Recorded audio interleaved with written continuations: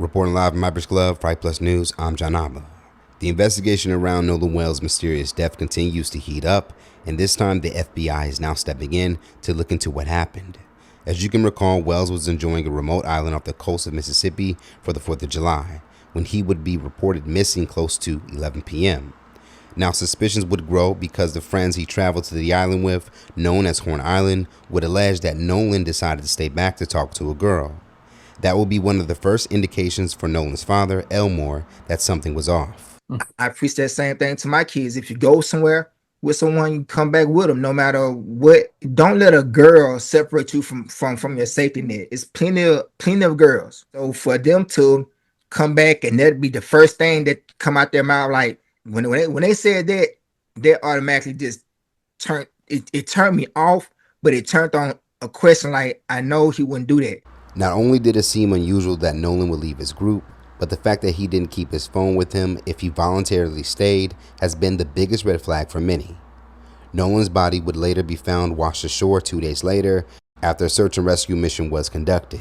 Now, at the center of his passing lies a racial aspect that many can't ignore, given that Nolan was the only black teen amongst white teens on his boat, and that the incident would take place in Mississippi.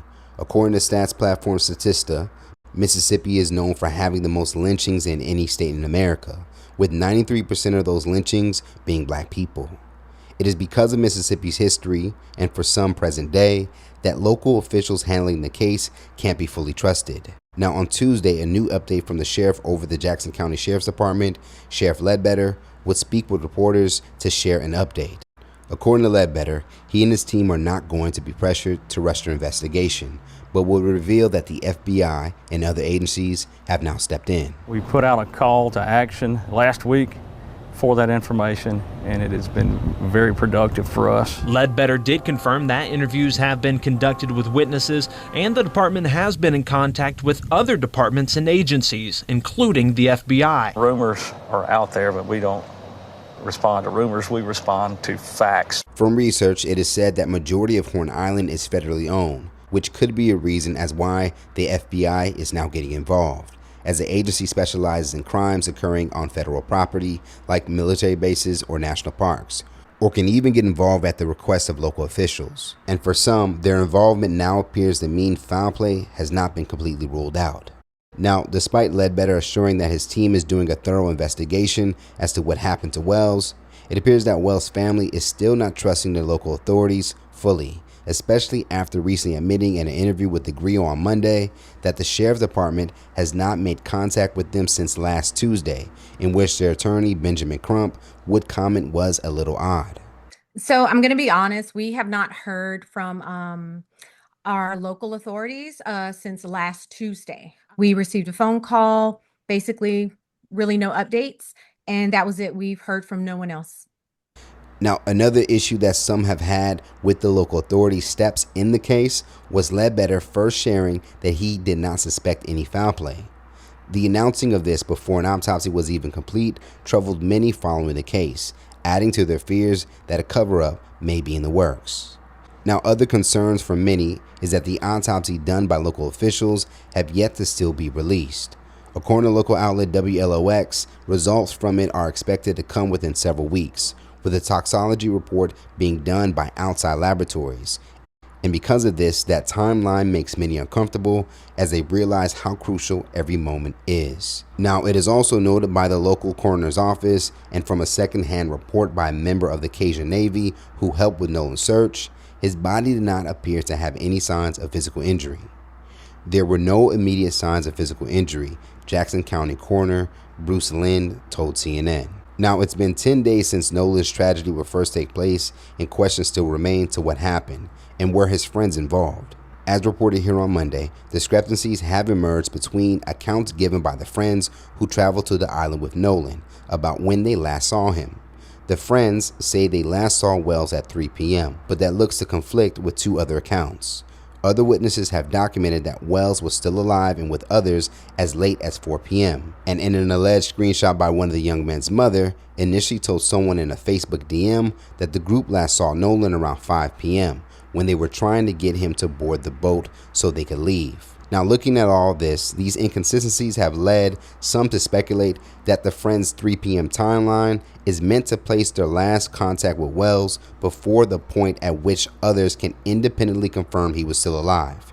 If their claim of leaving the island at 4:30 p.m. is accurate, it would mean the group spent up to an hour on the island after last seeing Wells, when he would let them know that he wanted to stay. So does it seem believable that Wells would determine he wanted to stay when they last saw him at 3 p.m. and they would leave at 4:30 p.m. without ever contacting him again? Or does it make more sense that the last time they saw him and when they left happened at once, as first expressed by one of the teens' moms, that Wells stalled their departure because he was talking to a girl, which for some who believe in a version of a drowning theory, in which at some point Wells would drown swimming far out trying to catch up to the boat. In this theory, the drowning could have happened towards the boat or when he realized he needed to head back to shore, and that his friends would continue taking off, not fully knowing if Wells got back to the island. I have a fucking life jacket on, Marquise. I'll just wait. Bro, you have a life jacket. No, I'm black. It doesn't matter. It's not gonna say. Bro, yes it does. Bro, I'll just find a way. Hey. Hi. Yeah, they think I'm about to go back, but I can't swim. Bro, you have a life jacket. I'm gonna die. I'm standing right Hold now. on. So I can just like hold on to the back of my head. Put your handle right here if you want. Yeah, I might drown. You won't drown. I'm gonna try to get over there. You're not gonna drown. I promise you won't drown. There you go. Thank you. What's your name? Hey, What's your name? Oh, my name is Marquise. But everybody calls me LeVar because I go to like Denellen. are you okay? Are you okay? Ma'am? Are you okay? Yeah. Okay. I was okay getting over here. And they think I'm about to swim back. I can't even swim. Doing a good job right now. Probably not more than this. And it's my first time here. It's your Oh, first time? Well, welcome. Yeah. How'd you get over here? Yeah, what They made me happened? take that way over there, and they had 2 life jackets on. I'm glad we ran into Oh, you. you fucking pussy. I'm never coming back with y'all. Yo, we told you if you were coming, we had a life jacket. A life makes you jacket. float. Same thing for a big kid. This for a little kid. That's scary though if you're not used to water. Yeah. I just swim my pool in my backyard. Yeah. Spring water's different. It's a lot different, you know, when We're almost there. Ooh, it's the wind. you're out windy. I know, it's really strong. And there's a current. You're welcome. Yeah, I'm never coming back with y'all.